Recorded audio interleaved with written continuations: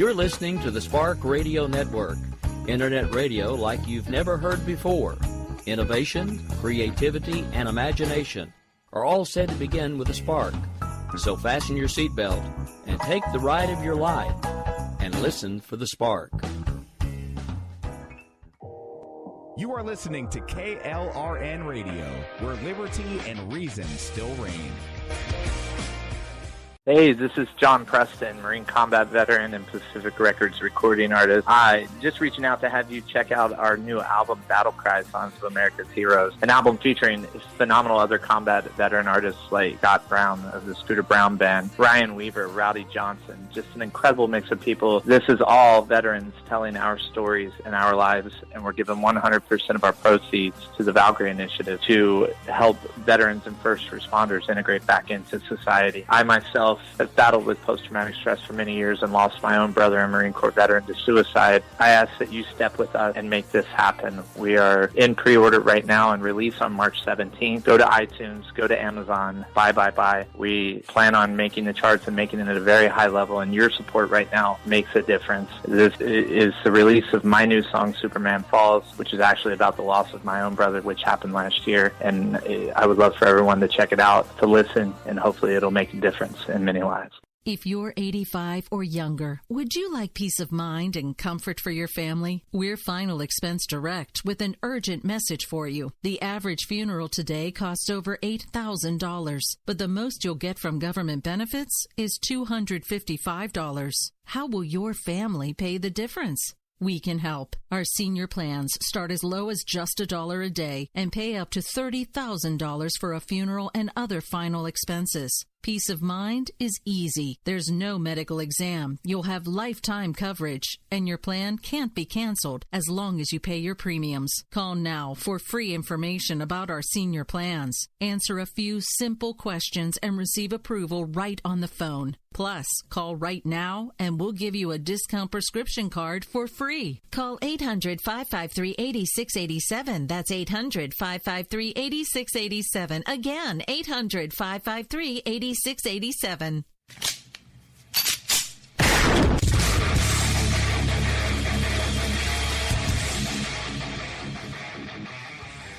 This is Slickery Trigger for Rebel Road Tactical. With proper care and feeding, your pistol will be ready when you need it. There to save your life. Shouldn't your gear be that good? Whether you need a holster for comfortable everyday carry or a tough-as-nails holster for your next training course, Rebel Road Tactical has what you need.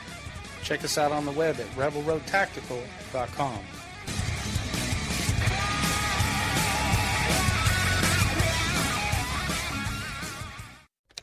Sometimes riders feel lost, unsure why a passage may not be working. It takes another set of eyes to help us nurture our writing into full maturity. At Black Wolf Editorial Services, we strive to enable writers to develop and grow, offering manuscript critiques and line edits through a mentoring editorial style. We also offer assistance on generating a writer's bio for your websites. Black Wolf Editorial Services, nurturing your writing into maturity. For a full list of services, visit blackwolfeditorial.com. Here's George Foreman with InventHelp. Hi, I'm George Foreman. Do you have an idea for a new product or invention? People ask me all the time, George, how do I get my idea in front of companies? How do I get a patent? What do I do next? Do you have the same questions? I'll tell you like I'll tell them all. Call my friends at InventHelp. Call InventHelp today for free information. InventHelp has been helping inventors for more than 30 years and has sales offices nationwide. InventHelp can submit your invention to companies who are interested in receiving new ideas. If you have an idea and want to try to patent it and submit it to companies, you should call InventHelp today for free information. Listen, I can't guarantee a company will be interested in your idea, but I believe every inventor deserves the opportunity to step into the ring and take their best shot. Put InventHelp in your corner. To get your free inventor's information, call 1-800-353-6490. That's 1-800-353-6490. Again, 1-800-353-6490. KLRN Radio has advertising rates available. We have rates to fit almost any budget. Contact us at advertising@klrnradio.com.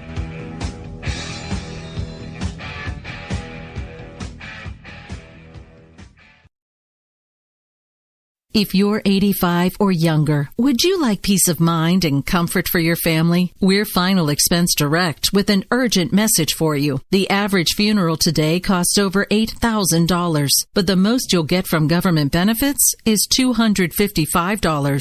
How will your family pay the difference? We can help. Our senior plans start as low as just $1 a day and pay up to $30,000 for a funeral and other final expenses. Peace of mind is easy. There's no medical exam. You'll have lifetime coverage, and your plan can't be canceled as long as you pay your premiums. Call now for free information about our senior plans. Answer a few simple questions and receive approval right on the phone. Plus, call right now and we'll give you a discount prescription card for free. Call 800-553-8687. That's 800-553-8687. Again, 800-553-8687.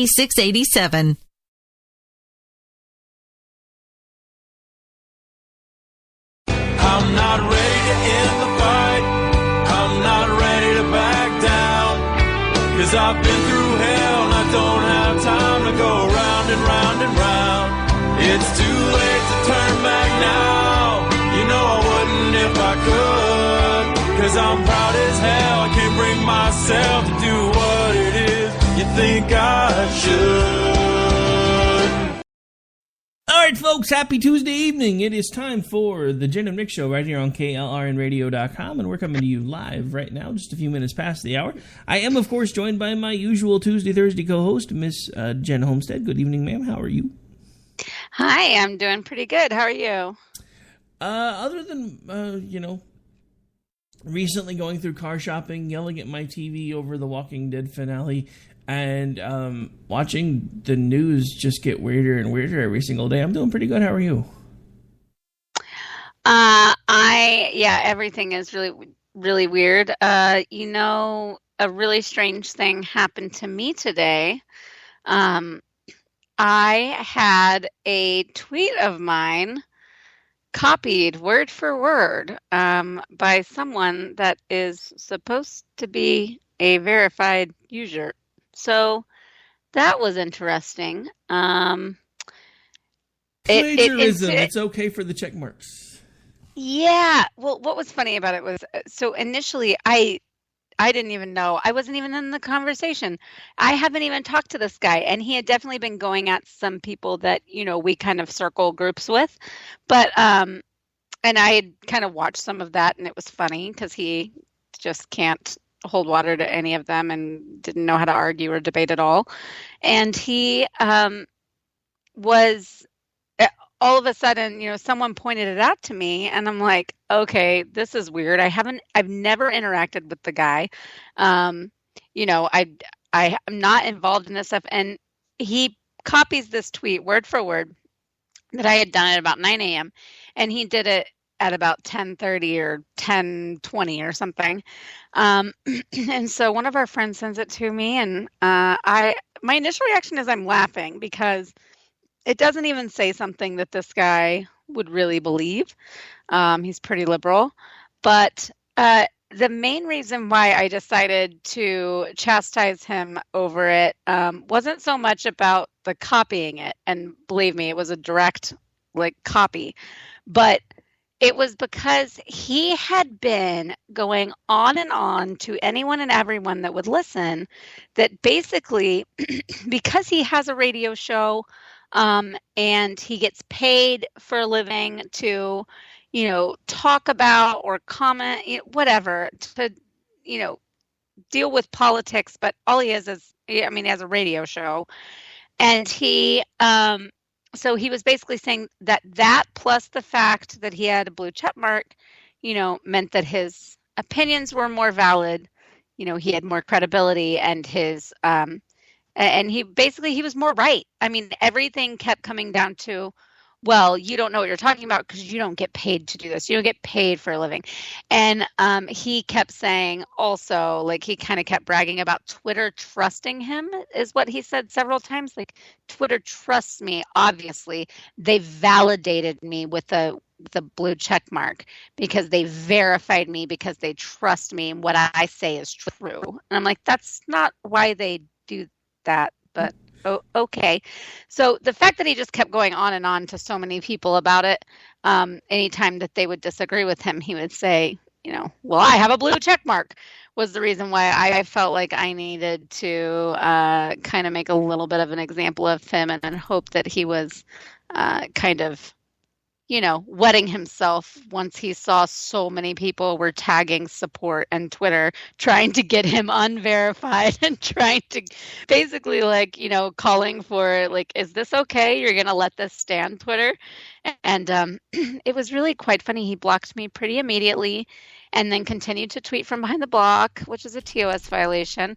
And in general, just kept making more of a fool of himself. And his explanation was really weird. He claimed he wasn't doing that. He was using people he was talking to, using their words against them. And then he kept referring to me as a he. I don't know. It was so convoluted and none of it made any sense. And either he doesn't know how Twitter works and he just copy and pasted a tweet intending to do something with it.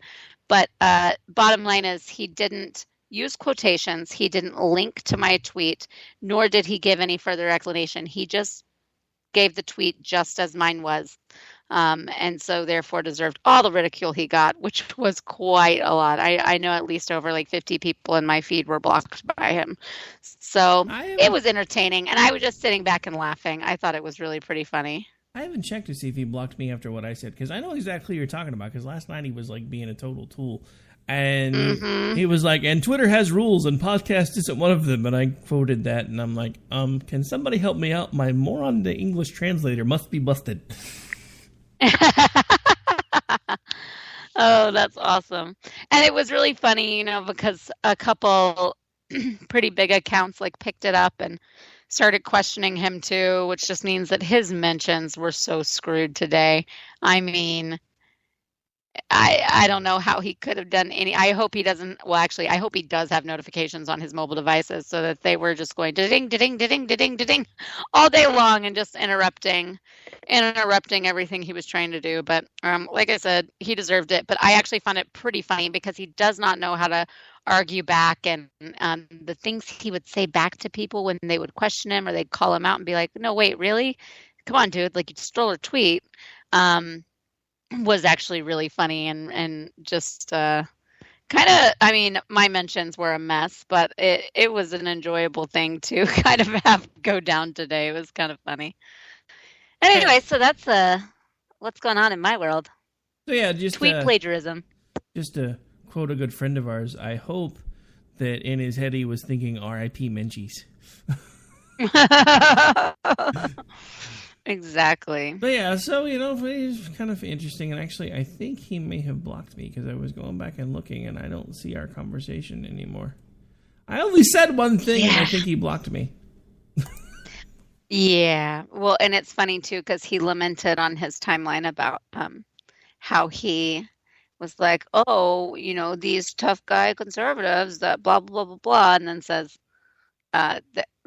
something of making fun of them blocking, and then I'm like, wait a second, you've blocked hundreds of people in the last 50 people in the last 30 seconds, and you're talking. I mean, he had to have blocked 250 people today, easy.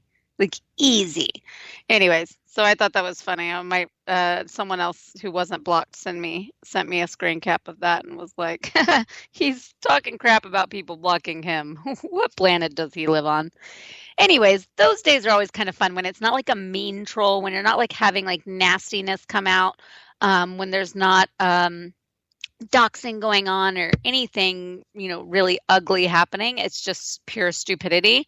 Those are the days that just those are the types of interactions and things that make me laugh out loud.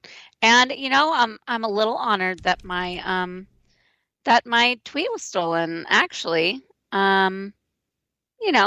I feel like it's a little bit of a hat tip. You got validated by a check mark. So, Well, you know what it was? And because here was the tweet. And it's just very simple. And it's something people have said a million ways a gazillion different times.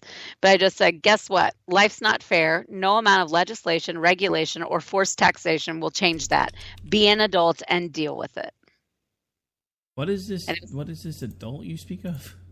I know, it's crazy, but I think, it was sort of inspired by and in response to Equal Pay Day, but in general, just what I see all the time, and it's not fair. And, expecting when they hear equal opportunity, they think different things about what equal opportunity means, first of all, but they also expect equal outcome, and that is not something guaranteed. So, yeah. So is it bad that I had a fat guy moment when I first read somebody say equal payday and thought they were talking about chopping up a candy bar? I was like, no, why would you cut up a perfectly good candy bar? Oh, wait, that's not what they meant. Never mind. Oh, wait. They're talking about the, completely mythical pay gap for women. Oh, no, see, it's not mythical, though, because all the female politicians that complain about this so-called gender wage gap are paying their female staffers 71% of what they pay their male staffers. Well, it's not mythical in that there is a gap. Why there is a gap is mythical. What they want. I just think it's funny because, you and I have talked about what caused the gap before. It's, extra time off for this, maternity leave, blah, blah, blah. But it's just funny because you would think the women that were out in front, making the most noise about this gender supposed pay gap thing would actually be making sure that their female staffers would be making as much as their male staffers, since it's that big of a deal, apparently. Or be paying them more. I mean, why not catch them up? I mean, aren't Democrats the party of reparations? Don't they want to give money to people that have been in the minority, that have been oppressed, and that have not been, given their fair share and their fair opportunity because of things in decades and sometimes centuries past? Why not be paying them all more, regardless of skill level, if that's one of your, passions, if it's one of your things that you fight for all the time? And they obviously do. They attend these rallies and they wear pink hats and they do all sorts of things in the name of this, women's equality. So they should quite literally put their money where their mouth is. You literally just reminded me of a sound clip I meant to get, and I haven't done it yet. I'm going to have to fix that. All right. Oh, but yeah, it's interesting. All of the different ways that, because look, right now, I'll admit the right is still a mess. We're still trying to figure ourselves out. We're trying to figure out if we're actual conservatives. We're trying to figure out if we're going to keep running left with the group that's basically decided they want to be big government Republicans. So I'm not saying that we're not a mess, but the Democrats are in a very particular and kind of special kind of mess, especially like the different groups within the Democratic Party. Like the Black Lives Matter folks who have now suddenly declared that no white people are allowed to attend their meetings. Oh. Yeah. Oh. So, Black Lives Matter, supposed to not be a racist group, supposed to be this whole big activist group, but now they've suddenly decided that white people, while they can support them in other ways, are no longer allowed to attend their meetings. So, is Shaun King relinquishing his role? I'm just wondering, because they keep mentioning if you identify with being African American that you can still attend. So I'm wondering if, Shaun King and Rachel Dolezal might still be groovy. This is so stupid. But this is how confusing everything has gotten. You literally now have Black Lives Matter kicking people out that support them because they're the wrong color. You have the feminist people that are getting mad over things, and wearing the hats, and then you have the LGBTQ ABCDFGHIJKLMNOPs kind of going nuts all amongst themselves. Like there was a tweet I saw a couple of weeks ago, and I don't remember what exactly set it off, but it was somebody had put something positive about a relationship. And I think it had to do with the whole gay marriage thing. And then there was this whole group that started attacking that idea about, now they're making those of us that aren't in relationships feel like we matter less than they do, and blah, blah, blah, blah, blah. And now apparently there are gay activists that are like, I don't want to use excommunicating because that would be a bad thing to say. But they're basically They're ousting any gay conservatives that are actually supporters of Trump and telling them there was actually somebody who specifically said they were going to start a petition to ban them from all gay bars and gay activities if they were Trump supporters. And this is the progressive and tolerant left, you guys. I mean, this is so typical. I've had quite a few gay conservative and then also like gay center or gay Republican-ish friends. And there are so many more that lean that way politically than you would think. Maybe not so much socially conservative, but politically and economically and common sense wise, they identify with conservative and Republican ideologies more so than the left. And they are just, I mean, it's like unforgivable. It's crazy. And I think they are really starting to realize, I think that it wasn't as obvious before Trump, before gay marriage. I think they were able to kind of hide within the gay community a little bit more. That there was really no fear because the GOP wasn't in charge. Obama was in charge. So they weren't really a threat to the rest of the gay community. Now they're seen as traitors and they're seen as a threat. And so it's become harder and harder for them to, I even just kind of live day to day within their own community and their own circles. Though I do a little bit hesitate to, I don't always like the term the gay community because it kind of implies, and don't get me wrong, there are areas where this is totally the case, and they are a very tight-knit community and spend most of their time interacting with, socializing with, owning, businesses with, etc., working with all together. But in general, I mean, it's like any other person. They don't just hang out with all gay people all the time. So it's not always such a solidified unit as I think it kind of sounds anyway, but this just makes it even harder when they are not allowing them to have different political opinions. It's not even really so much political opinions anymore. They're now getting to the point where they ostracize anyone with a different opinion at all. And right. It's interesting because Dan, while we were at CPAC, actually, believe it or not, interviewed a couple of transgender conservatives. And they had actually pointed out that even though they had been to similar type of group meetings for leftist-leaning stuff, that they actually felt more comfortable at CPAC because nobody was... I mean, they were getting occasional looks here and there, but nobody was just, browbeating them about who to vote for and what their stances were. They were just there and actually able to soak it all in. And the funny thing is, I keep hearing that from more and more people, where you would think that they would be more comfortable at like the things like the DNC and all these other things where, these people that supposedly espouse their ideals all hang out. And they usually, if they actually go to a conservative type meeting, they usually find themselves being more comfortable there. And I'm hearing that more and more. And I think it's because the left is finally starting to lose the narrative of, we're the party of the little guy, we're the party of the minorities, etc.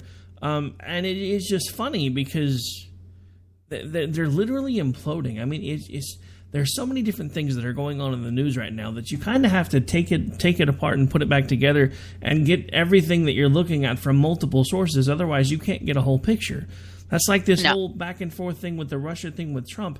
There are so many layers that are going on behind the scenes with all of this that I don't honestly know if the Trump administration has had any backwards dealings with the Russians or not. I still want to know the truth about it. But I also know that now that we're starting to get more and more information about what's going on or been going on for the last several months of the Obama administration, that there were some pretty shady things going on that last, 12 to 18 months. And they're still kind of going on now. But the thing is, it's like everybody acts like it's either one or the other. It could possibly still be both, folks. There could be some things that were going on with the Trump administration and the Russians that maybe we do need to know about and maybe possibly might need to be concerned about. But at the same time, just because one group was doing one thing doesn't mean the other wasn't doing the other, and vice versa. All I want is the truth. When did that become such a problem? Right, and I think, it doesn't have to be A or B. Trump's Russian ties can be true while also the previous administration's, scandals and ties and whatever else, like the recent Susan Rice thing, could all be true as well. It does not have to be one or the other. They can both be true or they can both be false. I don't know. We don't really have any concrete evidence of either right now. But people act like if you question the Rice thing, then you must be a Trumper. But if you question a Trumper, then you must be a leftist. I mean, if you question Trump, then you must be a leftist. It's so ridiculous. It's all speculation, and we really just have such little info about it. I wanted to go back to what you said, though, kind of at the beginning of that, where you said, that it's not nobody can be put into kind of one box, or there's so many moving pieces and so many things to look at that you have to like dissect it and then put it all back together like a piece of like a puzzle. I think that's so true. And for all the talk about bubbles, and I know we're sick to death of hearing about bubbles at the end of last year, but but for all the talk about that, I mean, I do think that it is in order, because there is just so much craziness and it's hard to know who to trust, and there's so many different points of views, and a lot of groups are not being represented fairly by the media, and that includes leftist groups. I mean, I don't think that what we were just talking about, I don't think the LGBT, Q community is being adequately represented in the media. They are hoisting up fairly outspoken radicals in the movement, people that most in the movement or in the community don't really identify with. And that's happening for all kinds of groups and all communities. So I think it's important to understand your bubble and to look at other people's bubbles and read different sites and watch different programs, and even on social media to read the rants of someone that thinks differently or whatever. It all kind of helps you figure out what to believe, what you believe, and to also look at people around you like day to day when you're out going to the grocery store, this or that. Not everybody is, not every cowboy is some, racist redneck. He tips his hat and says hi to the African-American cashier, just like he did to the woman he held the door open for with the baby in her cart. I mean, it's one of these things that we can get so caught up in the way that the media is defining us and the government is trying to define us and divide us, that we forget that all of these communities, all of these groups are made up of real people, and no, they're not all evil. No, exactly. It's just a whole big conglomeration of mess, and the media is not helping with any of it at all. And it goes back to what I was saying a moment ago. All I honestly want to know is the truth, because if the Trump transition team was doing things that were untoward with the Russians, then I want to know the answer to that question so that we can take appropriate steps. If the Obama administration was doing things for the last 12 to 18 months to sabotage the Trump team and do some of the other things that we're pretty sure they've been doing, then I honestly want to know the truth so that we can take the appropriate steps. But most of all, I want the truth from our politicians, because I seem to remember this entire group, we call the Republicans, that kept saying for 8 years, give us Congress and the White House and we'll take care of Obamacare. They haven't done that yet. Not only did they not do that yet, they did a half-hearted attempt to fix some things around the edges and shove something else that might even wind up being worse down our throats. I want the truth, and I want a government that actually responds to its people again, because let's not forget, this government was supposed to be a creation that was supposed to be of, by, and for the people, not of, by, and for the corporate overlords.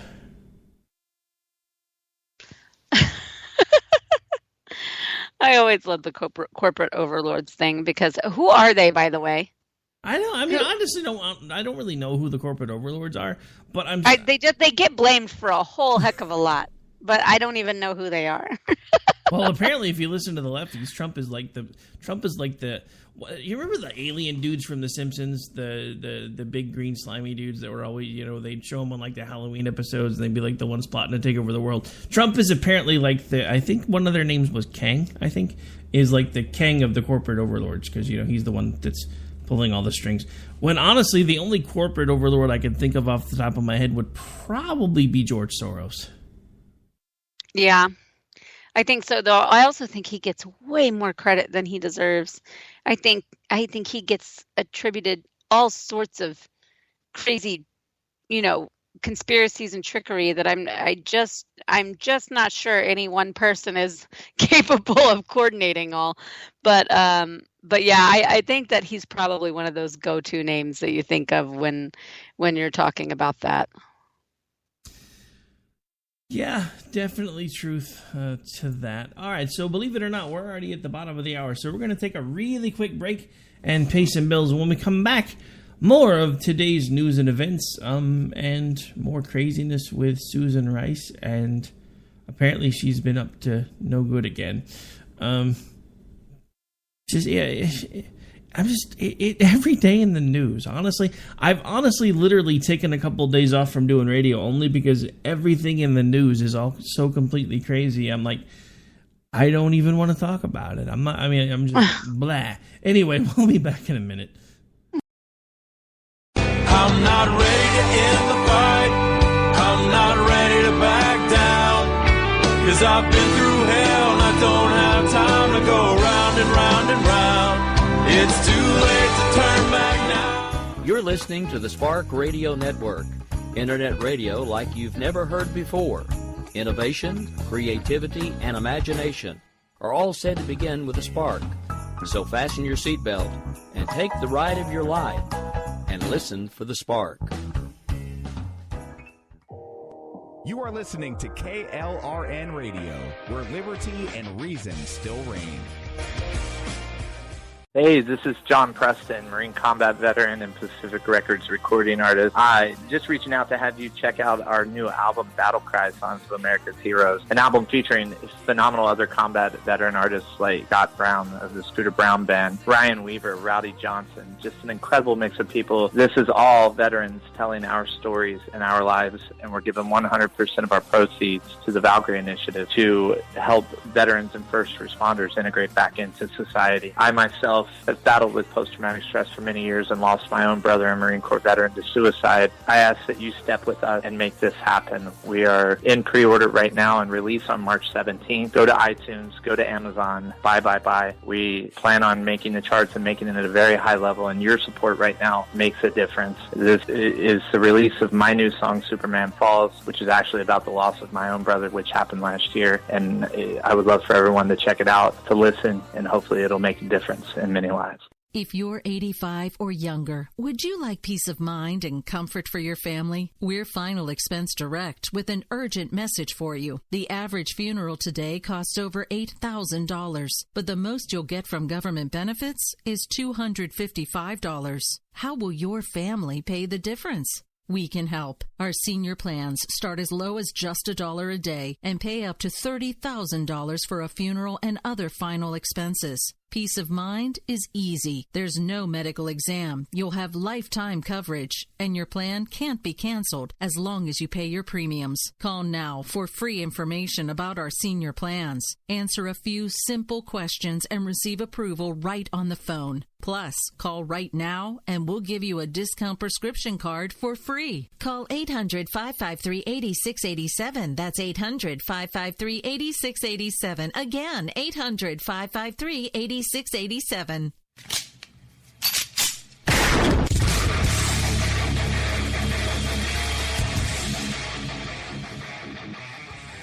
This is Slickery Trigger for Rebel Road Tactical. With proper care and feeding, your pistol will be ready when you need it. There to save your life. Shouldn't your gear be that good? Whether you need a holster for comfortable everyday carry or a tough-as-nails holster for your next training course, Rebel Road Tactical has what you need. Check us out on the web at rebelroadtactical.com.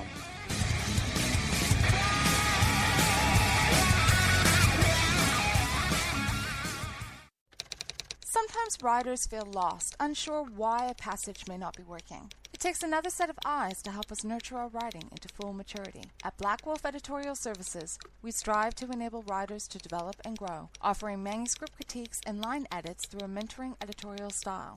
We also offer assistance on generating a writer's bio for your websites. Black Wolf Editorial Services, nurturing your writing into maturity. For a full list of services, visit blackwolfeditorial.com.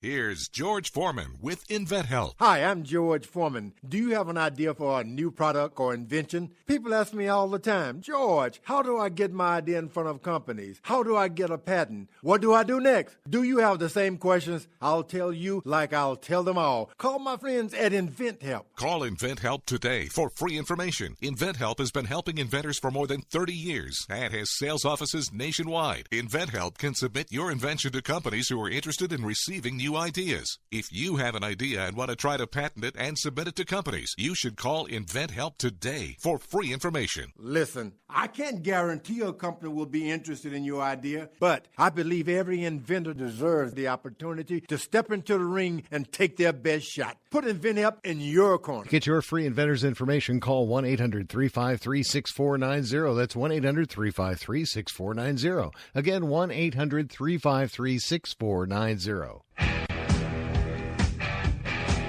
KLRN Radio has advertising rates available. We have rates to fit almost any budget. Contact us at advertising@klrnradio.com.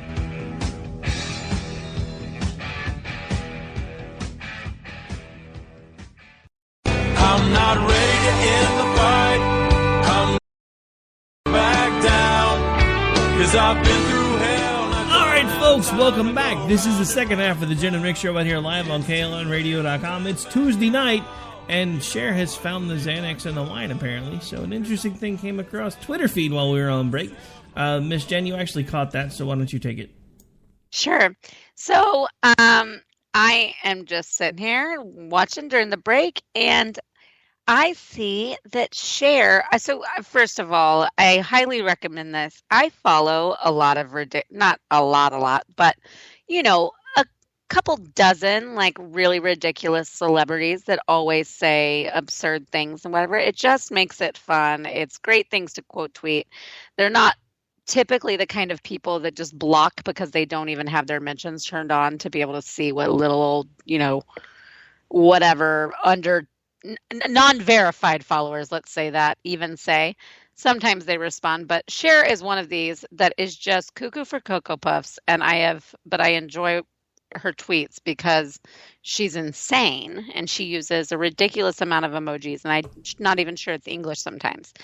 So saying that, she comes across my feed, and she says, Dems, the Merrick Garland ship has sailed. Let it go, or do you want some cheese to go with your wine? This tantrum reeks of desperation. What? I'm sorry. I had to check it. I had to make sure it wasn't a parody. That was Cher. And also, I want to tell you that she only used 5 emojis. And 4 of them were actually emoji punctuation marks. Only one was a true emoji, and that was cheese. So I don't know if they've balanced out her meds or if I don't know what's going on. But when Cher is the sane voice, maybe you should reevaluate your position. Yeah, I mean, dude, when Cher is actually, I don't know. I mean, I don't know where to go with this. It's literally like the entire world is just melting down all around us. When Cher becomes the voice of reason for the Democratic Party, we have a problem.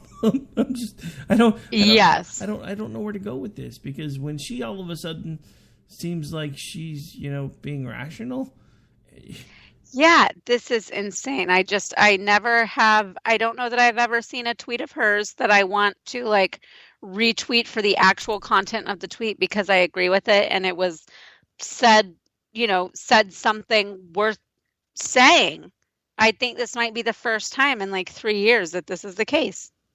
Can somebody that's listening do me a favor and reach out to the National Observatory and see if they've figured out if we have a cataclysmic comet headed our way or something, because there has to be an end of the world type event when Cher starts making sense. Yeah, a lot of people have been quoting me and saying end times or some version of that. I don't know what's going on, but I will say an extra prayer tonight, I think. Just start listening for the trumpets, folks, because I'm pretty sure that Cher starting to sound like a conservative might actually be a harbinger of the apocalypse. Yeah, exactly. Oh my gosh. Anyways, that was just something interesting that happened right before we came back on the air, so I thought I'd share. So other interesting news, apparently, there have been some rattlings about this whole unmasking thing, and for those of you that might not be keeping up on the home version of the game, what we're talking about when we start talking about unmasking is there is a policy whenever there are American nationals that are caught up in foreign surveillance of their identities and pretty much anything about them being scrubbed during the actual recordings. They will actually go in and remove, whether it's, printed documentation or recordings or whatever the case may be, they will remove any reference to any American citizen that actually gives out who they are, enough for people to be able to tell it, to the point where even transcripts of those recordings, instead of mentioning someone by name, it will just say American citizen. So that's a process and a protocol called masking. Well, there's been some interesting news that has come out over the last couple of days about Susan Rice, and apparently a whole ordeal about making sure that people involved and affiliated with the Trump transition team were not actually masked while involved in or being caught up in what would be considered foreign surveillance, which is a direct violation of protocol, not to mention highly illegal. So this is the same person who went around on September the 11th, and I don't remember what year it was, because what was it, like 14, 15? I can't remember the exact year either. And she was basically going around the Sunday after that happened and talking about how this was all sparked by a YouTube video and blah, blah, blah, blah, blah. So it's not like she's ever been a very honest person, just to be completely blunt about it. But to be involved in this, what worries me is, she was some sort of an ambassador. Why would she be involved in something like this?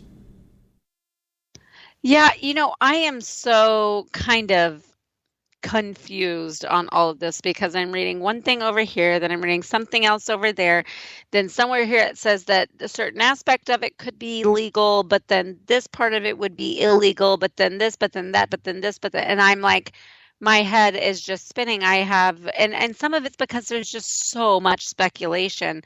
We're having such a hard time nailing down, what anything really is and what, if anything, really went on. So I've kept from really commenting on it too much on social media because of that, because it just seems like the story keeps changing and I just don't know where it's going. I mean, it literally it's become this thing that's kind of taken on its own depth, breadth, and life, because it's a story that won't die. And it's coming from so many different angles, because we now have the Democrats throwing everything they can behind this whole Russian saga, and now we have the Republicans throwing everything they can behind this whole unmasking thing, and it's just like it's a race to see who can discredit who first. Yeah, it does kind of seem like that. And I do kind of wonder a little bit with the way that I guess it's a little conspiratorial, but not really. I mean, if they expected Hillary to win, so they didn't feel the need to maybe hide some of this as much, I don't know. It does seem like a little far-fetched to say that they would let these blatantly illegal things left kind of uncovered for the new administration to find, unless I guess they were kind of in cahoots with Hillary and thinking that she was going to be there so it wouldn't matter. So that is one thing that kind of throws me off a little bit, though, is I'm going, would they really, I mean, that this new administration's coming in, they're going to be, have access to so much of the info and and the resources to dig into some things, why would you leave yourself vulnerable like that over something pretty stupid? I don't know. It's just all a bunch of big question marks to me right now. Well, I mean, I can see where you're coming from because I've had the same thoughts on that, but let's just kind of rewind things just a little bit. Let's not forget, now, while these people weren't necessarily affiliated with the government, there were people that were so sure that Hillary Clinton was going to be the next president of the United States that they had already purchased the permits to hold giant celebration rallies in D.C. And when that fell apart, they had to quickly find some other excuse and way to use those particular permits, which is how the Trump Hate Fest was born. Then now they actually are known for wearing their little hats that you were discussing at the beginning of the show.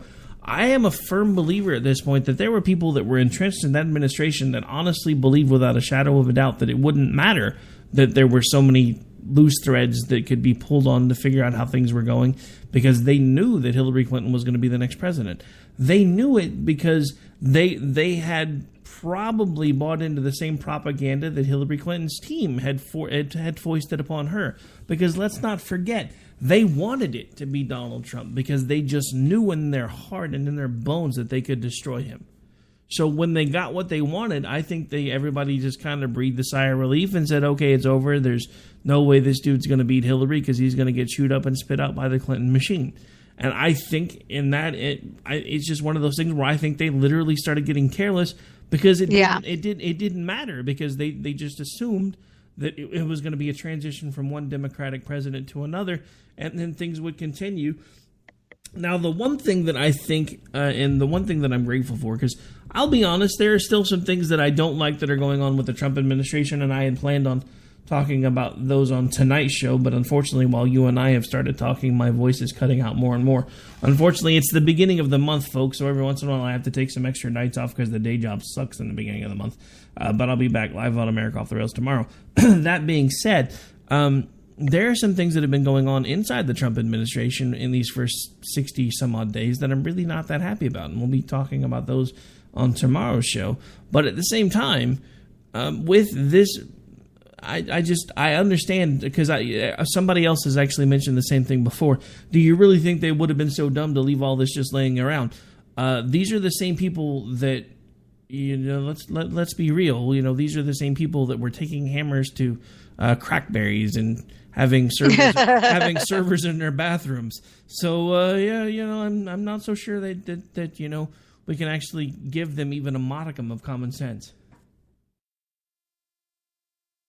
Yeah, I do agree with the careless part. I mean, I think it was very clear that they thought this whole thing was totally in the bag.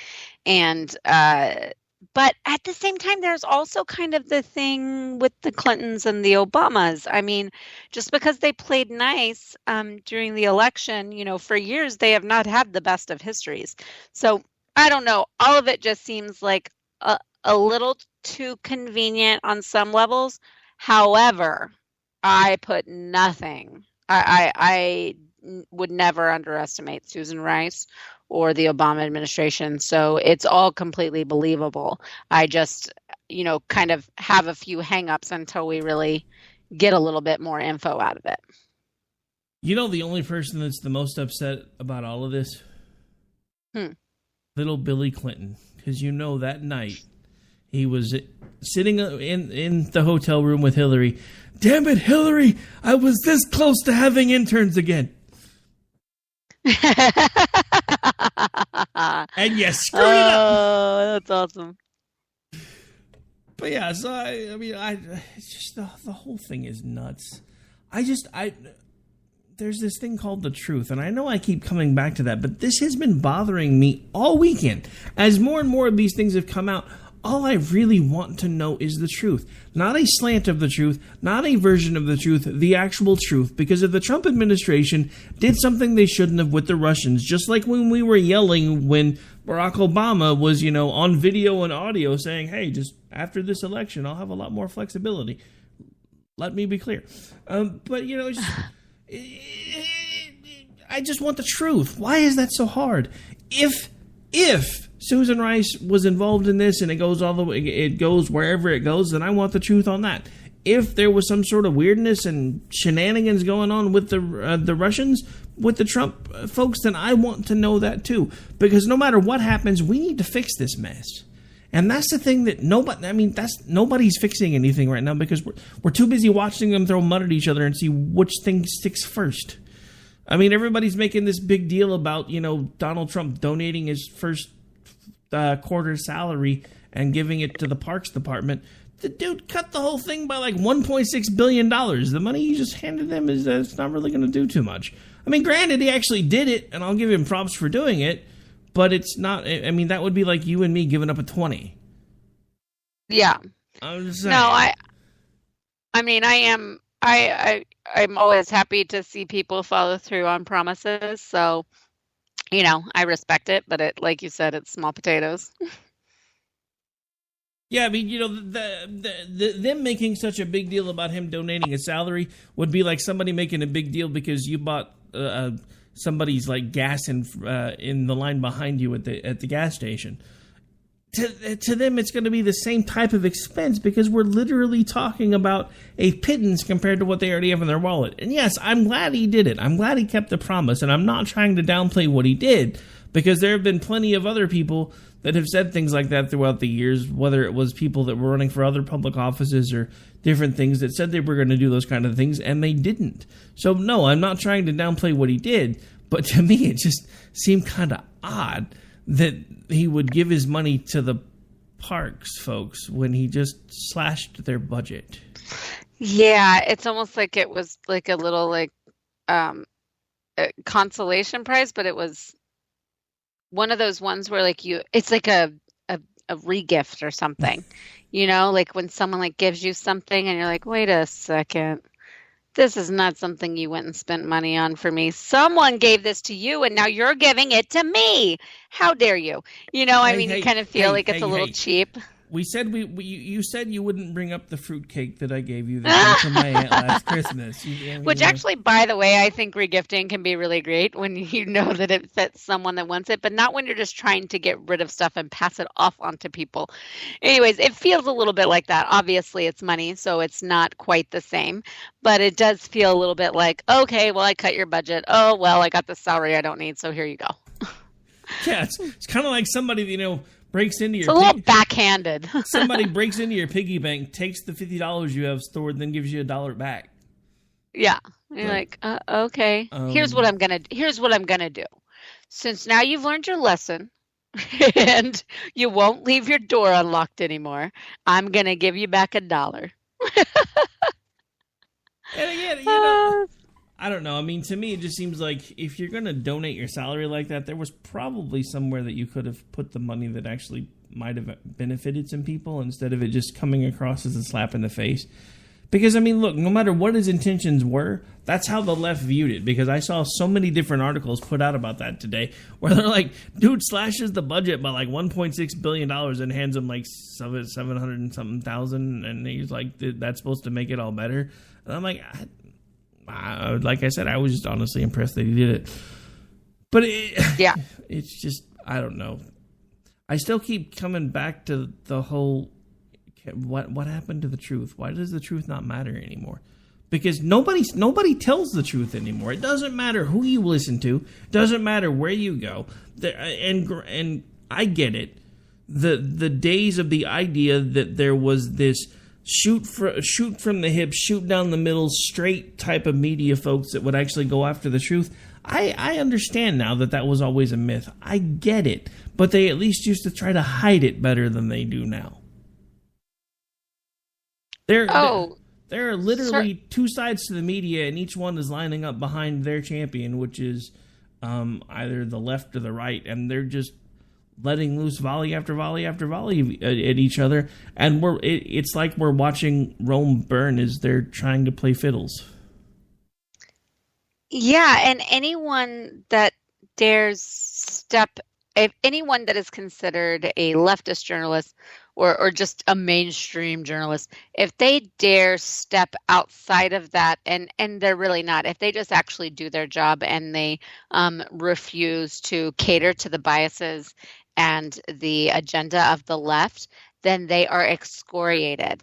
If someone on the right sees the point of view of something else or reports on it fairly, that like, hey guys, I know that we would get up in arms about this, but this is actually a legal thing, or this is what, there's been several of those situations. They get crucified by Trump's right. Not all right, but Trump's right. And so, even the journalists that are trying to do it right and to do well for us, for the public, for holding the government accountable, for disseminating news as they're supposed to, can hardly do their job without getting hammered from whichever side they're on, and then also getting pummeled from the opposite side. So it's just kind of a war zone. And unfortunately, the left dominates it more so than the right. There's a lot more of them, and they have a lot more money and a lot farther reach. So they're gonna mostly win the battles. But it's crazy. It's really kind of crazy right now. So Jess is in the chat, and I think she was talking about maybe the money that was that Trump donated from his salary. She said something about the money was going to go to restore battlefields. I hadn't seen anything about that. I haven't seen that yet, but that would be cool. Yeah, but yeah, so I mean, who knows? Maybe something good will come out of it. Well, believe it or not, we are just about out of time. Couple things to go over real quick. Again, there will not be an America Off the Rails tonight, and unfortunately, in between being really, really busy at the day job and suddenly the weather shifting enough where the storms have kicked up some stuff, my allergies are not doing well at all. I'm actually surprised the internet's held out as well as it has, because we've had some pretty good rain over the last few days. We seem to have a lull for the moment, so I'm hoping to be able to be back live tomorrow night. Programming note, and I actually had meant to talk to you guys about this earlier, but I've been scrambling around all week. My wife is actually on vacation, so I will be doing the regular America Off the Rails on next Thursday, but I was going to see if either you wanted to put up a replay for our show or see if Jess wanted to sit in, because my mother-in-law will be here for both Thursday and Friday. So, yay! Well, let's do a replay, because I've actually got my two best friends are coming in town, and I've got all sorts of stuff I can do to prepare. So let's do a replay. Sweet, works for me.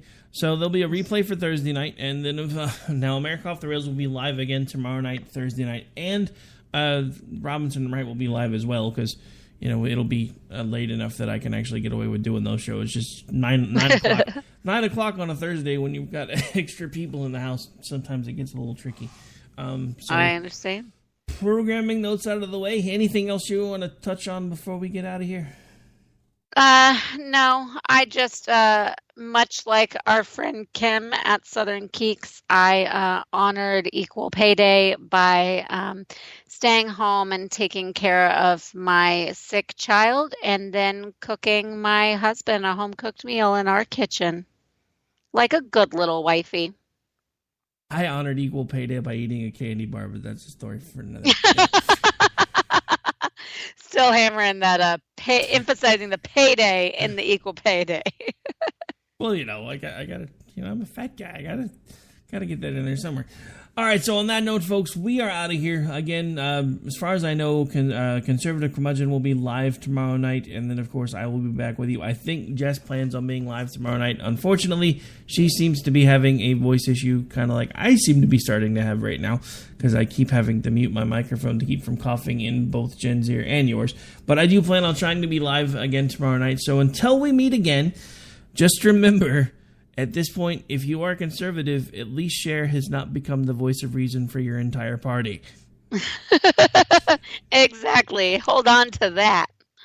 No matter how bad things get, Cher is not the voice of reason for the conservatives, even if she's starting to sound a bit like one, which I'm not sure I like either. Good night, folks. Either. Take care. God bless. I'm not ready to end the fight. I'm not ready to back down. 'Cause I've been through hell and I don't have time to go. It's too late to turn back now. I wouldn't if I could. 'Cause I'm proud as hell. I can't bring myself to do what it is you think I should.